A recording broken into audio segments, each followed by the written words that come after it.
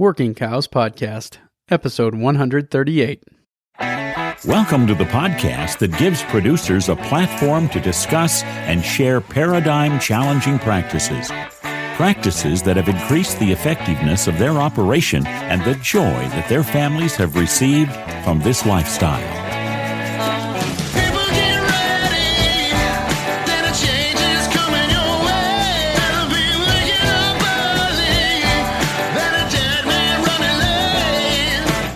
Howdy, everybody. It's Clay Conry, host of the Working Cows Podcast, powered by the Global Ag Network.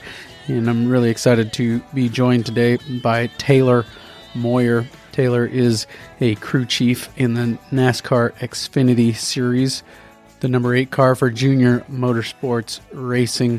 2020 drivers for the number 8 car in the Xfinity Series include Dale Earnhardt Jr. himself, Daniel Hemrick, and Jeb Burton. So interesting stuff there, interesting perspective today that we're going to get from Taylor, as he is a crew chief, spends his time managing people, really, and schedules. And so I had mentioned in my comments in Canada that I was not able to find anybody who was willing to talk about people problems and managing people problems in the ranching industry. And he reached out to me and said, it's kind of what I do as a NASCAR crew chief. And so if you want to talk about that, let's talk about it. So I'm going to talk to him today about all that goes into managing all the complexity that exists around a NASCAR race team and some of those things. So really excited to talk to Taylor today. Taylor, thanks for joining me on the Working Cows Podcast. Thank you for having me, Clay. It's a pleasure to be here.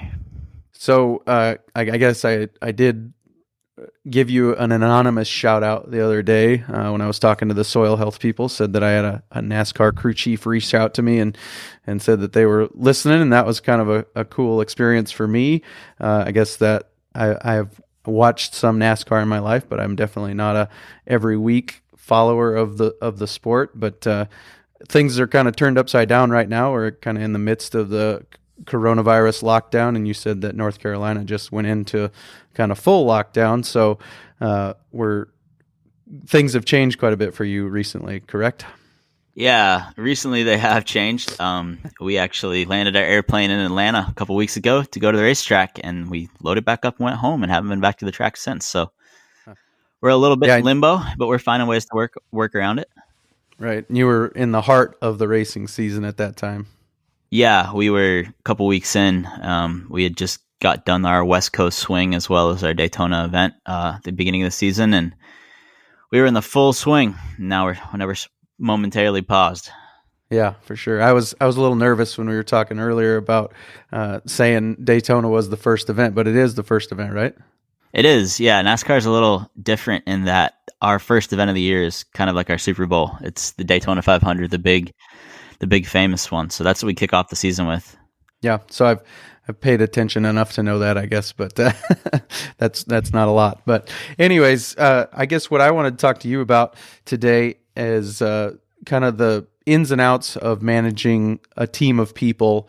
I was up in Canada and I was speaking, and I said, I've talked to a lot of great grazers over the years. And when I've reached out some of those same individuals and said, let's talk about managing people, they've said, I think there's probably better people to talk to than I am about that. And I think it just, even walking around that convention, everybody I talked to told me a people problem they were having in their business. And so I think that it is a difficulty that a lot of people are facing and dealing with. And so when you reached out to me and said, hey, that's kind of what I do day in and day out, is manage people, I was like, yeah, let's get your perspective on that. So what is kind of a week in the life during the season and a week in the life outside the season look like for a NASCAR crew chief? Sure. Well, a week in the life during the season, regular season, when we're not shut down, is it's very, very cyclical, and you get in a routine. And so we started on a Monday. Monday, we're back in the shop, and I start my Monday morning with a 7:00 meeting for my guys. We have a full shop of people, but I have seven people specifically on my team as mechanics and engineers, and then a couple more support roles of that have a different boss than me in PR department and whatnot. But start off with a quick meeting, which is a summary of last week and the last week's race event and how that went, and things we want to build on going forward to give everybody a little direction. I get stuck in some managers meetings until about noon. And then Monday afternoon, I, make my rounds in the shop and meet with people that don't travel and anybody that needs questions answered. Tuesday is similar. We're in the shop again, getting prepared for the upcoming week's events. Generally our car for the next event, my guys are full out on that, putting in whatever setups me and the engineers have come up with. And then Wednesday is load day. So we come back in, we're finishing up everything. We're making our last checks and balances.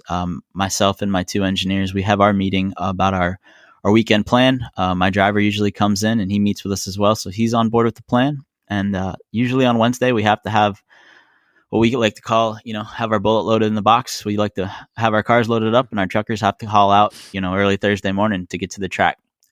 Thursday, we give our guys the day off if we can afford to. Generally, we have Thursdays off. We call it our travel day.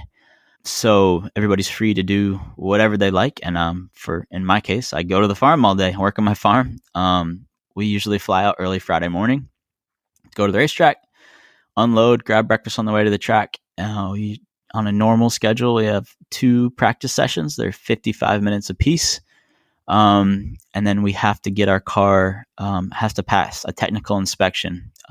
We actually have to pass before we go on track, a light technical inspection, and then we get done practice. We have to have our race set up in the car, and then we have to pass our race and qualifying inspection, which is a very thorough inspection of the car to make sure we're not cheating or bending the rules and everything is to their technical specifications. We generally get out of the track at, 9 o'clock, 10 o'clock, go to the hotel, maybe grab a bite to eat and a beer, take a quick nap, get up early to come back in the next morning. We qualify. Our cars are impounded, which means we can't make any adjustments on them. We qualify. We do a small amount of qualifying adjustments in front of an official. There's a couple things you are allowed to do. Then I have another quick meeting before the race with my whole team, which would be my pit crew, which flew in that day, that changes the tires during the race, driver, and my full team. We go out there. We shake hands, kiss the babies, do the national anthem, say a prayer, and we race. And then as soon as the race is over, if you run good enough, you go back through another technical inspection to make sure you pass that. We get back on our jets and we go home. We're home Saturday night. So just for clarification, I'm a crew chief in the Xfinity Series. NASCAR has 3 major series: the Cup Series, the Xfinity Series, and the Truck Series. It would be similar to if you compared it to professional football. The Cup Series would be like pro football, Xfinity would be like college, and Truck Series would be like high school football. So we race on Saturdays, so we're home. And then Sundays, again, everybody has a day off. I'm back out on the farm, usually make it a little bit more of a family farm day. My girlfriend and our cute puppy, we go out there and get stuff done, make sure to enjoy the sunshine and the fresh air. And then Sunday night, I myself sit on my computer, do about an hour's worth of meeting prep for that Monday morning meeting. And we just do it. We do it from Valentine's Day till Thanksgiving. We're the longest the longest season of any professional sports series in the country. And it's certainly a grind. So you can constantly, trying to keep people motivated and keep them on, keep them on their game. And it can be a real challenge, but I've got a really, really good team of people, and it makes my job super easy. And I'm very, very thankful for that. So that's a week in a nutshell. That's a during the season week.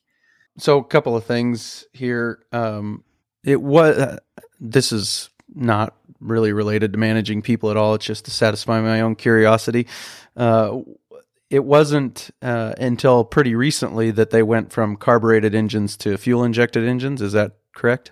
That's true. And that's just in the Cup Series. I'm sorry, that's the Cup Series and the Truck Series. Our series, we still have a carbureted engine, but that was 4 or 5 years ago. So I was in the Cup Series for 10 years at another team, a sister team, Hendrick Motorsports. And I was there during that change. And it was certainly, I think, a change in the right direction. And it was, took some adjusting. But now I'm back to carburetors again. So Sure.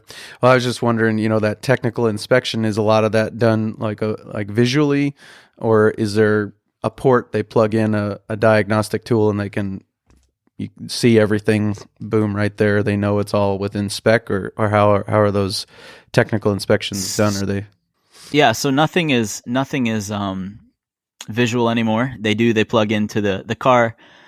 In our case, the car has an ignition box, and the Cup cars, they have an ECU, so a computer on board, just like all your normal street cars now, and they'll plug in and make sure everything's mapped correctly. But then our chassis, which would be the frame of the car, goes up on a laser platform, and lasers actually measure the whole body surface to make sure we're not manipulating the body for aerodynamic purposes.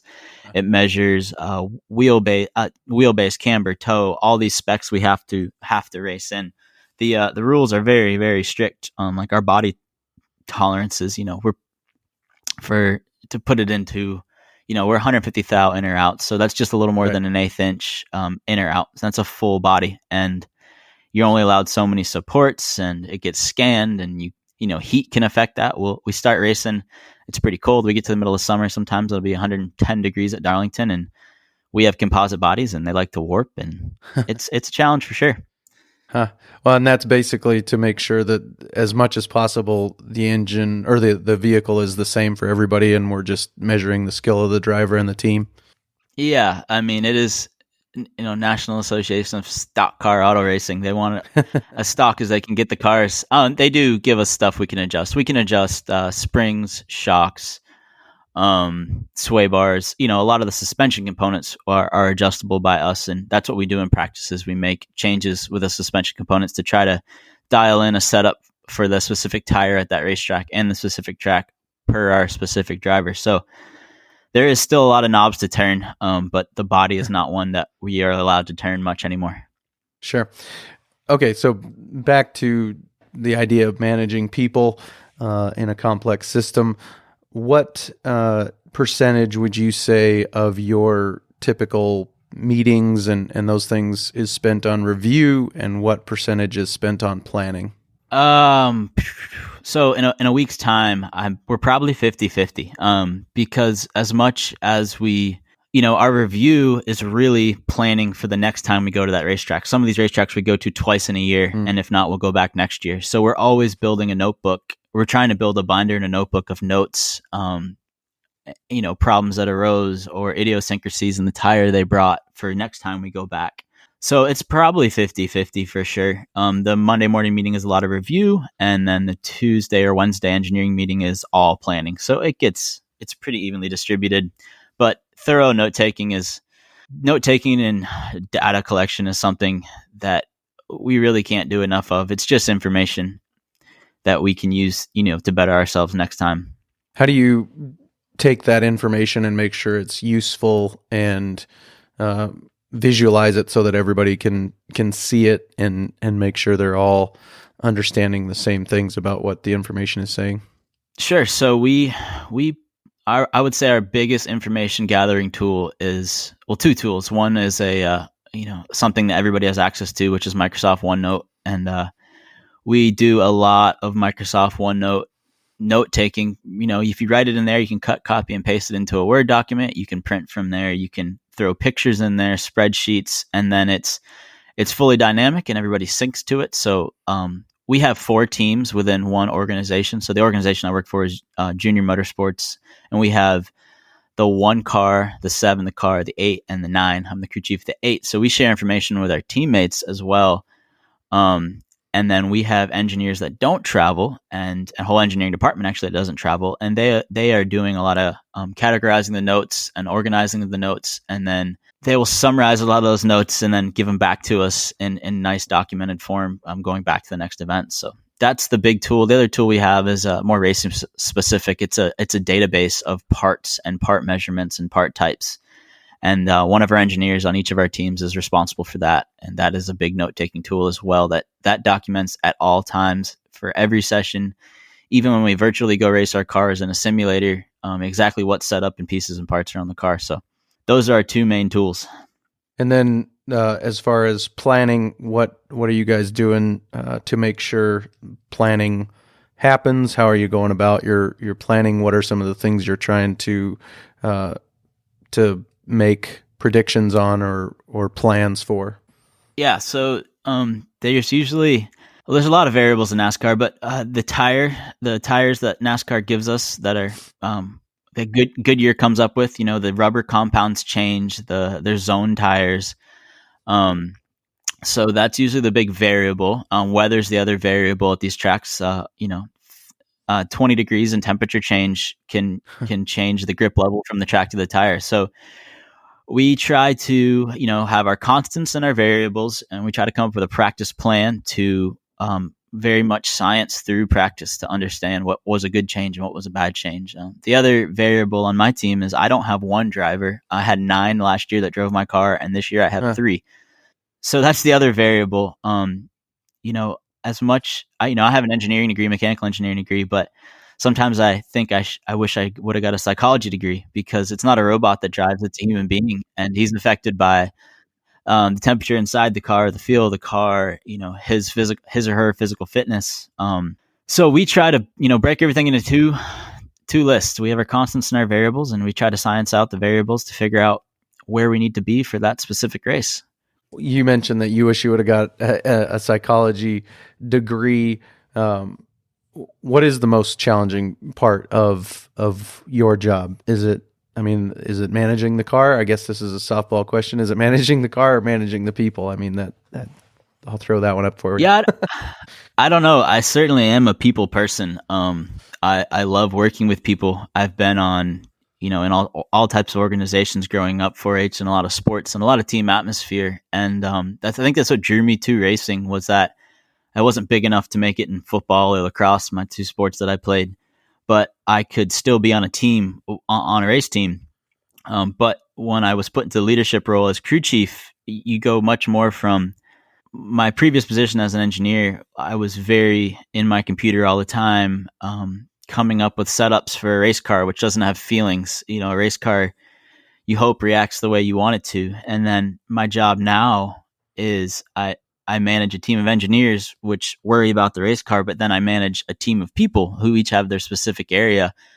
And those people have feelings and they have lives outside of the sport. And I try to be as open-minded as I can. I love my team. We're a very young team. A lot of like-minded people like myself. And I can't say enough about my team. I have such great guys. And they really don't need much management, but everybody is a little different. Some people need encouragement. Some people, you don't expect any encouragement. If you're not saying anything to them, then they're doing their job well. The only time they think you should talk to them is if they're screwing up. But every year, you get some guys that move in the team and off the team, and you have to understand the personality types and traits and how how you're going to get maximum efficiency out of your people. So I think that has made me grow as a leader to, what works best for me might not work best for my team, and I can't be selfish. So I have a lot of very self-motivated people on my team. I just have to give them a little direction, and then I let them manage their own area of the car. And that's very much how the team is broken up. People manage different areas of the car. I have an engine tuner who just worries about the engine. I have an underneath guy who just does the underneath suspension in the car, a front end guy that does the front end suspension, and then a car chief who is the manager of all the mechanics. So I let Danny, my manager, or my car chief, manage Greg, the underneath guy, and Dave, the front end guy, and Brando, the engine guy. And then I work a little more closely with the 2 engineers, Andrew and Jack, but we're all a team. And I guess on paper we have some type of hierarchy, but I really try to run it. Just make everybody their own manager and give them a lot of pride in their work, and don't micromanage. They have a lot more drive to do the best they can when they're the ones that get the credit when the work is done, well. So that's kind of the system we use, and I think it worked great. We're a very close-knit team. We keep our problems in-house, and we pat each other on the back, and we also hold each other accountable if you do screw up. So just try to make it a really fun environment. That's the other thing is, we work on race cars for a living. We're very blessed people, and it's hard to remember that sometimes when we're flying all over the place and don't see our families as much as we see our teammates. But at the end of the day, you should be enjoying life. So we smile and laugh a lot too. How important is a job description in successfully managing all the moving parts? And we're going to try to stay away from as many racing puns as possible, but in managing all the moving parts that you manage, how important is a job description? That's a tough one. I guess it's for the sanctioning body of NASCAR, a job title and description is important because when penalties come down, they have to give them to somebody. But we try to hold everybody on my team, equally accountable and equally as important. Like I said, we have a hierarchy on paper, but I expect and hope that everybody on my team brings good ideas and they don't belittle themselves in thinking that their ideas don't matter. I could see it on the farming side. Very, very similar. I mean, at the end of the day, the final decision has to fall on somebody's shoulders, and I guess it does fall on mine. And there's some credit given for that, but there's also a lot of liability with that. If the car doesn't perform well, it's probably my job. So at the end of the day, I'm the final decision, but I don't think, I don't need the title. I don't know. I don't see the distribution of power as important as the flow of good ideas. So I try to treat everybody very equal. Yeah, I'm just more thinking of making sure things don't get missed, and having everybody knows this is my lane again, so to speak. This is what I'm here to do, and making sure that all of the bases get covered. They're a different sport. Sure. Technology. Yeah. So that's that. Yeah. I guess I misunderstood the question. That's very important. Everybody has their job and their tasks. And we are a small team. We're limited by the amount of people we can bring to the racetrack. So we're at 7. We're the max amount of people you can have. And everybody has their to-do list throughout the week, and their job has to be done first. But then the other thing I expect is everybody to have a little bit of overall knowledge of their other teammates' jobs. So when their job is done, they can lend a hand. I run the race. The other thing about the race team I try to run is very, very much like the way I was raised on my family farm, of everybody works together and everybody rests together. So the one pet peeve I have is if 6 guys on the team are thrashing, the 7th guy should not be kicking back. We'll all thrash together and then we'll all go eat lunch together, or we'll all thrash together and then we'll all take a break, grab a Gatorade together. So yeah, so I expect my guys everybody knows their tasks, and that's clearly defined in some of our documents. But then after that, I expect them to grow and to understand the other people's tasks, to be able to help out, lend a helping hand, and get it done more efficiently. We're always against the clock in everything we do. There's a deadline, a time, and penalties are involved at the track if you don't make certain deadlines. So it's very important that everything is defined well and clearly. I've been on teams in the past where it wasn't, and I've seen it fall apart firsthand. So that's a lot of what I do, I guess, is without knowing it, is making sure the roles are very defined and the instructions given very, very clearly, and trying to keep an open environment. So there's, if there's any question, they feel open to come ask. Sure. That's real good stuff. One of the little nuggets that you just dropped was that you think that a flow of good ideas is important. So do you have any mechanisms or any tools that you throw or that you use to capture those ideas, especially in the course of a meeting? I know you mentioned OneNote, but like when you all get together in a meeting, is there a whiteboard and sticky notes, or is there anything like that you guys are doing to keep the ideas flowing? Yeah, so I'm a very visual guy and slightly artistic, I guess.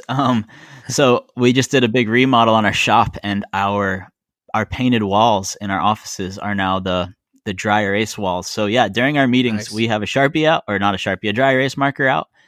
Oh man, if I had a Sharpie out, my boss would kill me. Dry erase marker out, and we have, we doodle on the wall. We have, we'll draw ideas. If it's dynamic suspension stuff, we'll make lists on the wall so people can walk in my office and see lists for upcoming events. We'll pre-plan stuff. We do use, like I said, OneNote, but then the other big tool we used, I guess, for overall team communication is just a GroupMe app. It's a group messaging app. My whole team's on there.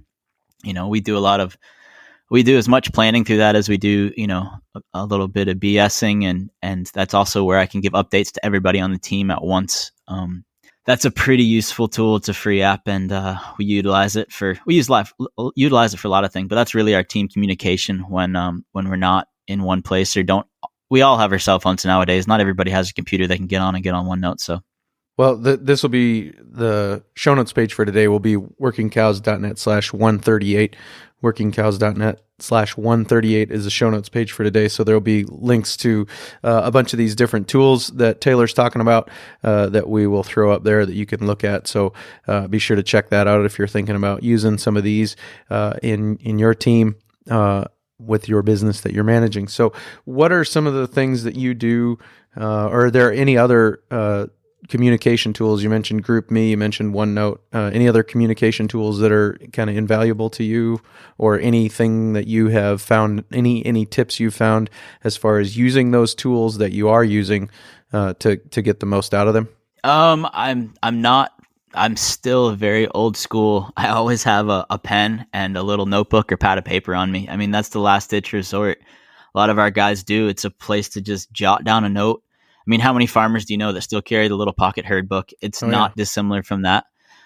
Growing up, my dad was very much a lists guy. At some point in our farming career, he took another off-the-farm job and traveled a lot. Me and my little brother, I don't know if I would use the term manage loosely, but we did all the chores. So when he would leave, there'd be a big, long list. And, we were kids and we were certainly procrastinators. A lot of that list would get done in the 11th hour, but I do the same thing now. It's how I keep my farm running. I have a notebook that I carry in my backpack all the time. I have one racing notebook that I take to meetings with me, and I have one farming notebook that I also carry. And when I have a farm idea, I jot it down, and vice versa. If I'm at the farm and have a racing idea, I jot that down as well. It just saves me from turning on the laptop and whatnot. But those lists eventually make their way into some digital form. I'm younger. I'm 32. I've kind of lived in the digital age, I guess. So it's easy to share that information with the other people that need to have it once it makes it on digital form. But yeah, still carry a pen and a pad. I mean, it's invaluable. Sure. Yeah. And I think, in my position, people are more receptive to you whipping out a pen and a piece of paper and writing it down than they are when you take your phone out and start making a note. It kind of feels there's just more of a disconnect there, or people get uneasy about, well, is he now checking his Facebook? Is he more interested in what's going on his phone?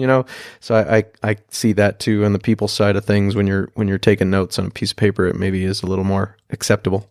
Oh, certainly. And I mean, I guess that would be the difference between the farm and the race team. My neighbors and my tenants and the other people I have relationships in the farming, right? They're generally a little older and maybe not as up on technology. You don't use it quite as much as we do on the race team. So you're 100% right. If you whip your phone out in front, down at the corner store when you're eating lunch, and they may think you're on that darn social media or something. They don't know you're typing notes in there. So some of it is a very much a politeness and respect thing as well. What about running efficient meetings, making sure that the meeting doesn't run too long, making sure that the meeting covers what needs covered, making sure that there is still enough autonomy for ideas to flow, and some of those things? Sure. We have all our meetings. We have a general meeting outline, and that's kind of dynamic. It changes week to week, but we'll make sure all the questions that we have to get answered efficiently, and then we generally put in a little open forum session at the end and try to pitch it around to everybody. Of course, they're more than welcome to interrupt and interject. We run our meetings very laid back, I should say, and try to create that environment that leaves people open to talking and not just me talking. I want everybody's input. So, but I always come up with the lists of questions that I know I have to have answered to do our job efficiently. And we make sure we get those knocked out before we open the open forum session for general discussion or whatever. Sure. And the meeting has a beginning time and an ending time then, so that open forum doesn't just take up the whole day, or how's that working for you guys? Yep, it does. Sometimes it always has an opening time. Sometimes the ending time is because there's another meeting coming up, or sometimes it's because we have a deadline there's a couple stations within the race shop that our cars get pushed around to, and we might have to go tend to the car at a certain station. So the Sure. ending time is just as important, to be efficient. And sometimes, you know what, I try not to be so strict that if somebody needs to say something, we can't find time throughout the day. And sometimes we move the meetings when the car schedule dictates. When the car schedule is more strict for the week than my schedule, I'm flexible and I'm open. We might do an end of the day meeting. We might do, if we have to, I'll just take the guys to lunch and we'll do a meeting over, burgers at our favorite burger joint, and we'll do it there. You have to be flexible in this sport because the sanctioning body and the schedule dictates everything. So. And so there's multiple cars in the same shop, is that right? Yeah, so we have 4 teams within a shop, and each of us have about 10 cars. So there's 40 cars floating around in different stages of being built. Right, and so they're all so you've got, at this station, we get this task accomplished, and our car is here at this time, so we all need to be there to work on it. And then it's got to move to the next station because there's another car coming in behind it. Is that accurate? Exactly. Everything could be put on a workflow schedule as far as the race car is concerned. And, my team guys, they're very much towards the end of the workflow. My engineers are at the beginning of the workflow for getting out builds and setups. The assembly mechanics are somewhere in the middle. The fabricators are before them. They have to get the fabrication done. The assembly mechanics can put the parts on, and then my guys can finalize the parts, and we can finalize our race setup. So yeah, every car has a workflow it goes through, and then that could change as well. If you wreck one, then that messes up its workflow going back. It might have to go for repairs or whatnot. So it's a very dynamic situation as well. That's cool. It like you said, it's very similar to farming and ranching as far as just so many different variables, and I'm sure every day is different and some of those things. I do want to talk to you a little bit about what we can learn, what the two industries can learn from each other. But first, I'd like to talk to you about kind of the monkey wrench that has been COVID-19 and how that has changed what you guys are able to do and how you're still going about getting things done and making sure that communication is happening and production is happening. Sure. So the big monkey wrench is we don't know when we're going back racing, and we don't know what tracks we're going to first, and we don't know if our schedules when we get to the tracks will be the same, if we're even going to get practice time. So we are, as much as possible, getting every bit of engineering work done, setups finalized, so when the schedule does come out, we can go in the shop, adjust the cars to the specific track we're going to, and just be ready to go. It has got us caught up on a lot of fabrication work and some assembly work, but we don't have 40 complete cars. We have 40 bodies and chassis maybe, but we probably only per team have 3 sets of suspension components. So you don't even know which car to put them on. Some of our cars are purpose built.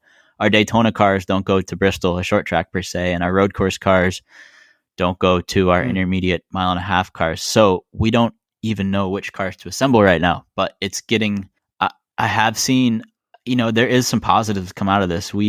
It's been amazing what we can accomplish working completely mobile right now and utilizing some online tools to have meetings and talk. And man, some of my engineers are, I was given one crap the other day. I said, man, you could go to any big company right now because you're getting so good at putting presentations together for me that are worded so clearly. So when I open them up, I don't have to call you and ask any questions. All the information's there.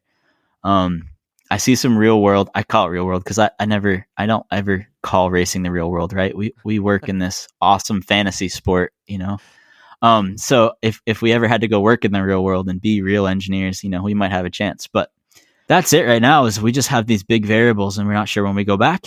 We can't go to the shop legally right now and work on our stuff. And we don't know when we go back what tracks we're going to. So is that NASCAR wide or just because you're in North Carolina? No, that's NASCAR wide. Yep. All in that one weekend, it seemed like every professional sports series shut down. So, I will say our company, Junior Motorsports, has been so good. Their first priority is the safety of their employees and the public around us. So, the racing thing is what we do for a business, but there is I work for a company with great, great morals and the people come first. So that's been really, really refreshing through this time to see the way we're treated. And it makes we're a big family there. It's a great business, but it feels more like you're just in a big extended family than in a business. What is it? What do you think? What are some things that you think that the farming and ranching industry can learn from the NASCAR industry as far as the people management side of things, or what are some of those ways that those two industries are related? Man, I'd have to say communication and organization, as well. Something we haven't touched on, but the economic side is huge too. So we don't, these cars are super expensive, and the sport doesn't live without sponsorship and marketing. Honestly, marketing drives everything, right? There's companies paying us to put their logos on the side of our race cars. And with that comes a lot of professionalism, not downplaying what you do by any means. If you're a farmer, and to me, you are one of the most important, if not the most important type of people in this country. So not to belittle by any means what you do, you provide food.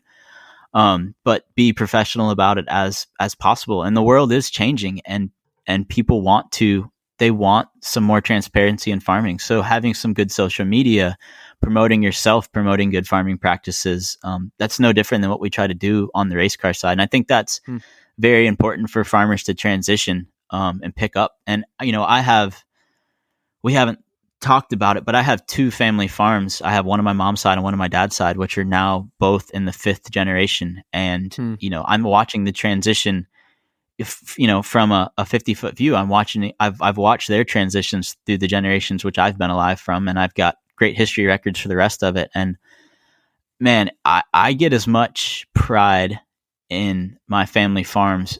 I probably get more pride in the fact that my family is so deeply rooted in agriculture than I do in my own performance on the racing side. But watching my cousins and my uncles and my aunts and my grandparents and my great-grandparents and my great-great-grandparents go through all that, they have all been very flexible to change. And that's been, I think, what's helped them survive. And I think that's the parallel between racing and farming, and probably why these two things captivate me so much, is that they're very dynamic. Every year things change a lot. So you've never mastered it all by any means.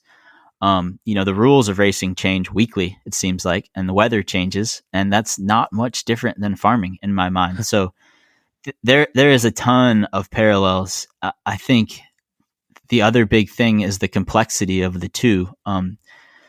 Farmers have to be, agrarians, they have to be stewards of the land. They have to be mechanics. They have to be economics, masters of economics and markets. And on the racing side of thing, we are engineers, we are mechanics, we are psychologists, we are athletes. It's not a very specific, one specific skill set does not fill out the whole team. So the best chance you have to make it in racing is to assemble a team of people that cover all those bases. And I think that's a big parallel you could bring to farming. They might not all work for your farm on your payroll, but you need to assemble a support team, whether it's mentors and, a banker, an accountant, a lawyer, people you can lean on, neighbors, community. It's no different in racing. I have great mentors in racing, people I lean on. I also try to learn from the experiences of people that maybe I didn't get along with, and that teaches me something too. I think the other big thing between racing and farming, and this has been something that's very, was tough for me to learn, is you have to have an open mind to accept the change, but you also have to learn that there really is no such thing as failures. Failures are just learning opportunities. And I learn as much in racing from changes on the race car that don't work as I do about the changes that do work. Sometimes you learn more, especially if you can really pinpoint that area and go down that hill. That goes similarly to the farming side of things. I've been very enamored in studying a lot of the cover crop and soil regeneration stuff, and doing some of that on my own. And for everything that doesn't seem to be working, well, the question, you don't just say, oh, it doesn't work. You got to try to figure out why it doesn't work and amend your plan to make the next cycle work. So there's a lot of parallels. And I think it's those parallels that leave me, I don't know. I was listening to a Kenny Rogers interview the other day. He just passed away, and right. He said that he is impulsive, obsessive. So Kenny Rogers was nationally ranked tennis player, and he picked up tennis for some reason and he wanted to be so good at it. He brought a professional tennis pro with him on the road. And these two things, racing and farming, are two of the only things that I've never been satisfied with where my skill level is. I have so many other hobbies that I'll pick up and I'll get really decent at them, enough that I can enjoy them, but I never progress to be really, really good at them. And racing and farming to me are the two things that just keep my mind turning. 24 hours a day to try to improve on both sides. So that's kind of the way. There's the parallels. I know that was long and winded, but the list is a mile long. Sure. No, it's good. I appreciate that. I guess I haven't talked to a lot of people from the southeast region of the United States. Could you tell me a little bit about what your farms look like? Are you managing both your mom's side and your dad's side, or what? Where did they come from? How did you come to be managing them? And then what do they look like as far as the scope of them and the types of grasses and infrastructure and some of that stuff? Sure. So I was really hoping you asked me this question, and I got to spend pretty much all day yesterday talking to my grandparents and my cousins to make sure I had dates and stuff right. So my dad's side of the farm is in Amelia County, Virginia. It's Okmulgee Dairy. It's been around since 1895. Wow. My great-great-grandfather, Oliver Moyer, started it after he moved back from homesteading in Nebraska. And this farm is a multiple owner farm. So it transitioned to my great-grandpa, Charles, and then my grandfather, Charles Franklin Moyer. And then my uncles, Uncle Larkin and Uncle Damon, took ownership, and now my cousins Jeremy and Brandon are on the farm as well. But my grandfather, both my grandparents are still there. All my aunts and uncles are still there, and my cousins have now come back from Virginia Tech and have taken over management, and they all have kids. So the farm right now has 4 generations living on it. It's a pretty amazing place. It's the oldest family farm in the state of Virginia, which I'm very proud of. And my grandfather was actually just in 2018 inducted into the National Livestock Hall of Fame, which is, I'm very, very proud of him. He's sat on every board in this country. You can go in the Virginia Tech Dairy Science Hall and see his picture on the wall. He was on the Select Sires executive board, and his list of accolades, if you ask him, he doesn't know it. He doesn't care to know it. He thinks it's just a title, but he is the best grandpa a guy could ask for, and a big example. So that's that side of the farm. My dad left that farm when he got out of college. Him and my mom, she left her farm as well, and they started their own farm in Vermont, which is where I was raised.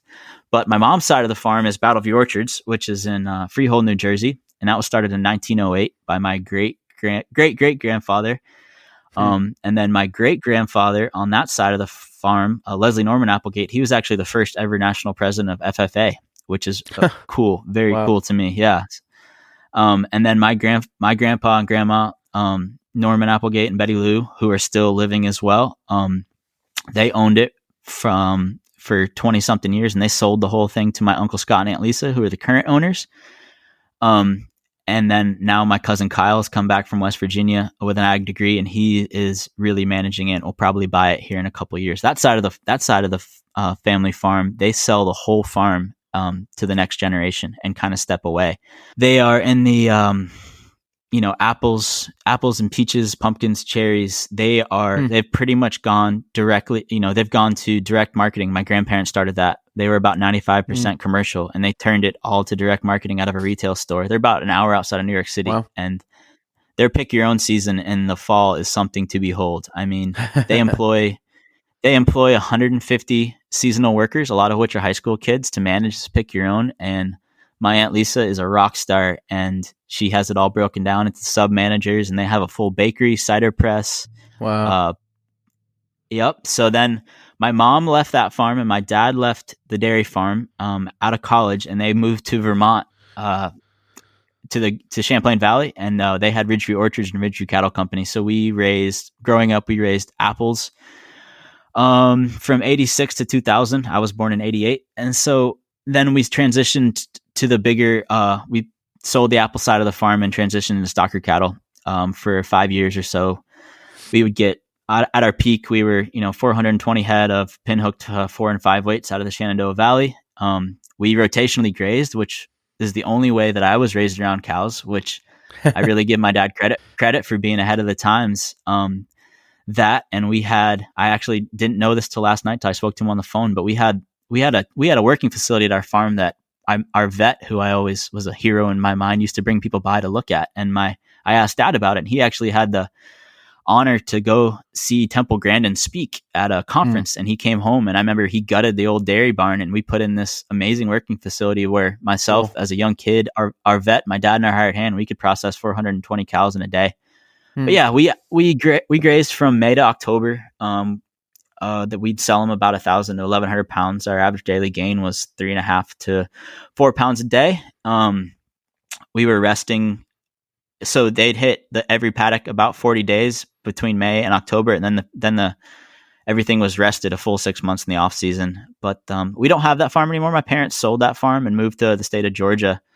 And I moved to North Carolina, where you have to be to race. And I purchased my own farm in 2018 and really dove back into researching farming to start to give myself a chance of making it. I'm not a first generation farmer by any means. I'm a sixth generation, but the farm I bought it myself, and I have all my great family to lean back on, but they're not pushy, and they're not around here. My closest family member is 4 hours away, and I can call them, but I get to figure it out on my own. So I'm in Union County, North Carolina, which is just the first county east of Charlotte, so a big major metropolitan area. And I own 60 acres, and then I have another 95, which 30 of it is my neighbor's own, and then 65 of it my parents' own, which I manage. Mm-hmm. We're around 45-inch average annual rainfall, and it's funny. I listen to the podcast and I hear the guys from the desert regions, doing it on 12 inches a year, and I'm like, oh man, I could certainly do better. But we have. I honestly believe we could almost graze year round here if done right. I've had a bunch of soil testing done and have been real happy with what my soil is, and I'm trying to figure that out to get a bigger, diverse blend of grasses and legumes and forbs growing in my pastures to extend the grazing season. But yeah, our average temperature is 65 degrees. We don't get super cold. We might get a dusting of snow here and there, but we grow grass. We've got great grass growing now. It's March, and we'll grow it through Halloween. We'll grow it all the way to December sometimes. We had a very mild winter this year, but yep. It does get very hot, very humid, 100% humidity. It takes humans a lot to adjust to be able to work outside all day. So you have to certainly keep that in mind with your cattle as well. Yep. That's the Southeast is a great region for cattle in my belief, just because of the growing season and the availability to pasture. There's a lot of row cropping in my county and a lot of poultry production. There's not a lot of big cattle farms, but there is a lot of cattle. A lot of the poultry producers and row croppers might have smaller herds of 10 to 40 cows, but there's not very many large herds. So, oh man, cider donuts in the fall in the Northeast. Yep. You taking me back. Yep. There was a little barn just next to the highway somewhere up near Albany, New York, and they had a little cider donut sign.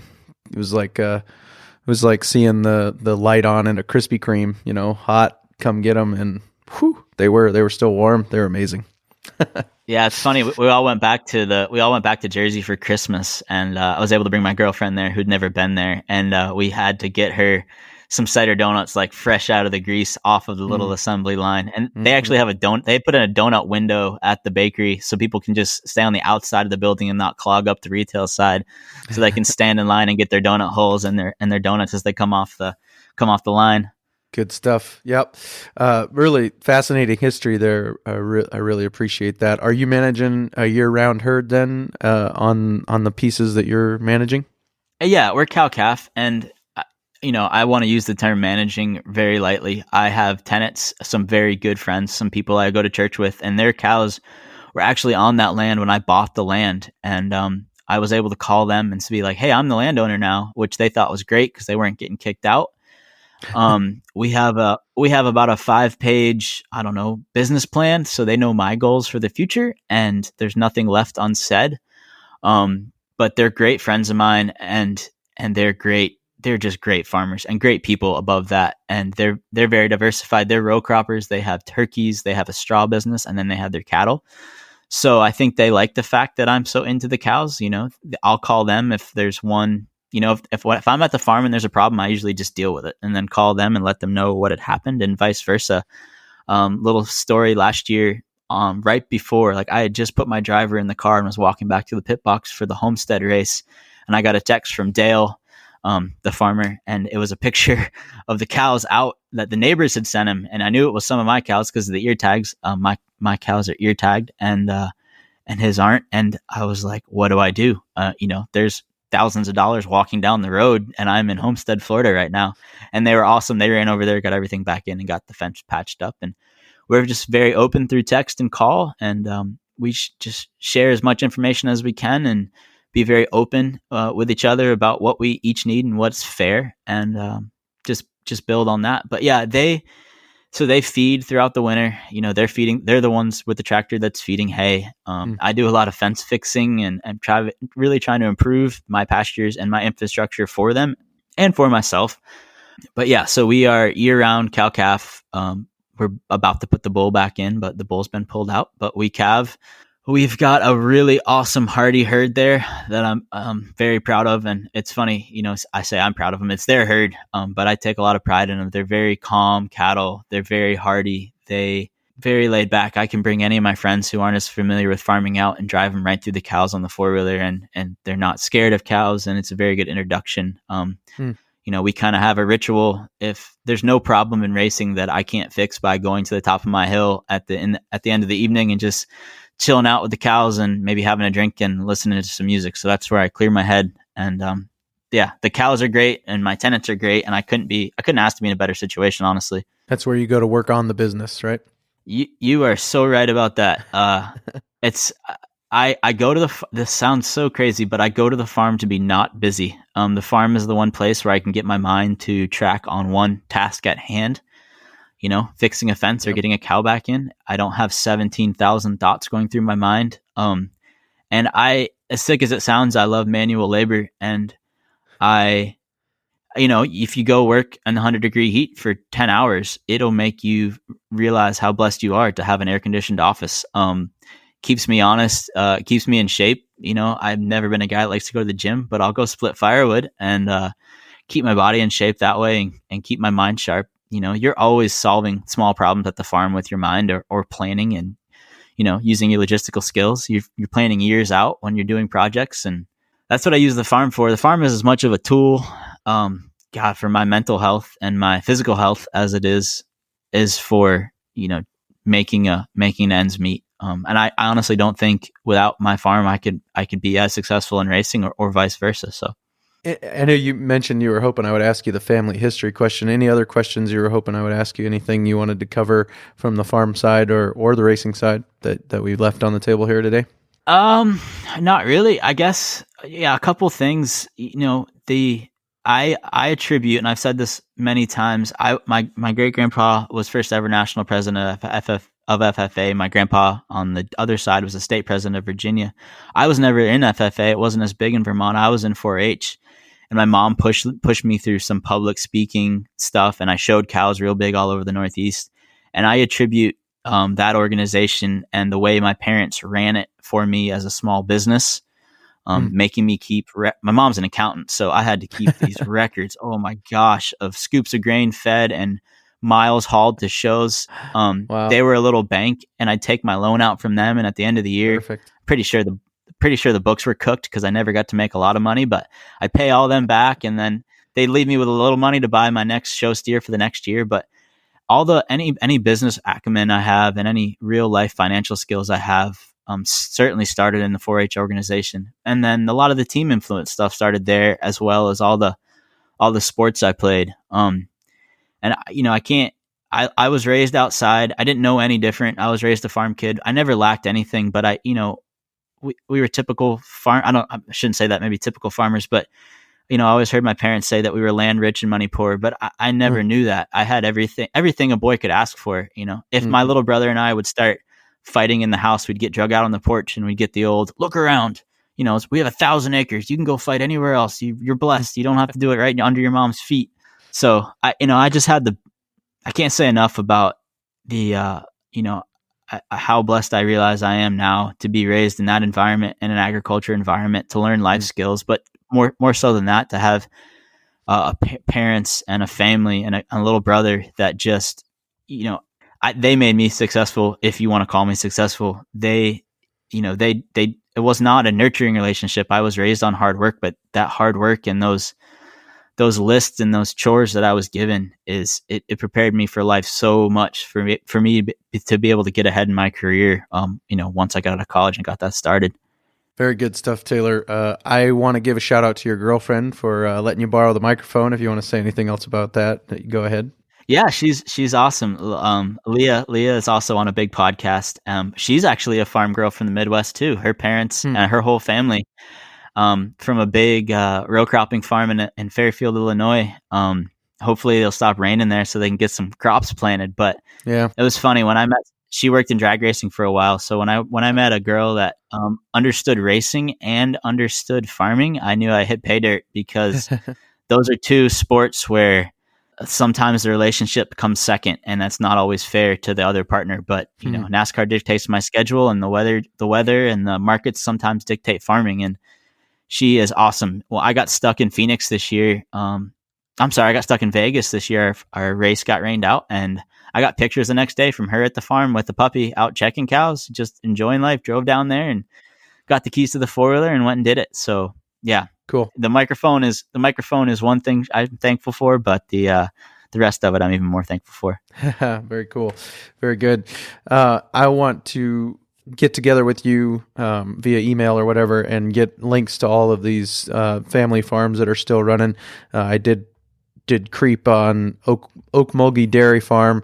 I found them on Facebook, but I'd like to share links to that. I guess maybe it says it's an unofficial page, so never mind. But anyways, I'd like to share any links that you would like shared today at the show notes page, workingcows.net/138. So we'll get together on that and make sure we put some links up there. Sure, that'd be awesome.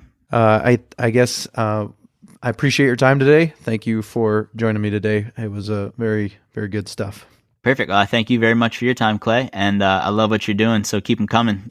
Good stuff there with Taylor, and really appreciate him taking the time to join me, and really appreciate his girlfriend letting him borrow the microphone that she uses on the Dale Jr. Download podcast that she helps with. And so very cool. There'll be a bunch of links up the show notes page to a lot of the things that we talked about today. Ridgeview, Land and Cattle, Battleview Orchards, Okmulgee Dairy, a lot of links up there. If you're interested in any of that, check out the show notes page for today, workingcows.net/138. workingcows.net/138. If you aren't a Patreon supporter and you enjoyed the bonus episode that came out this last week, anybody who supports at $5 or more should have a couple of bonus episodes by now already uploaded from my trip to Canada. A few of the recordings that I grabbed while I was up there, I've made them into not just the 10 minutes of each that I shared, but the full hour or more of each one of those recordings is up in the Patreon feed, or will be over the next couple of weeks. So if you want some more of that content, Working Cows, patreon.com/Working Cows is the place to go to support there. Appreciate some of the people that have gone out and sent me some items off my Amazon wish list at workingcows.net/support. You can check out there. There's a list of different things that just help make the Working Cows podcast that much better from an audio quality standpoint. And I appreciate some of those who've gone out and sent me some of those things in recent weeks. Really is helping make the show better. Coming up next week, we will be talking to Alan Crockett. Alan is an instructor with the Ranching for Profit School run by Ranch Management Consultants, and also a consultant himself. And he is kind of known for saying everything is a people problem. Every problem is a people problem. And so we're going to talk to him about that. So go from not finding people to talk about people problems to 2 episodes back to back talking about people problems. But, we've talked about it many times on the Working Cows podcast. The biggest barrier between each individual and success in their ranch business is the barrier of successfully managing people well. And so hopefully we're serving you well with that opportunity to manage people well on your operation. So look forward to talking to Alan Crockett next week on the Working Cows podcast. We invite you to visit workingcows.net to subscribe to the show via iTunes or Stitcher. You'll also find detailed show notes pages, resources from our guests, and the industry leaders who have influenced them. For more ideas on putting your cows to work for you in a more profitable way, tune in next week.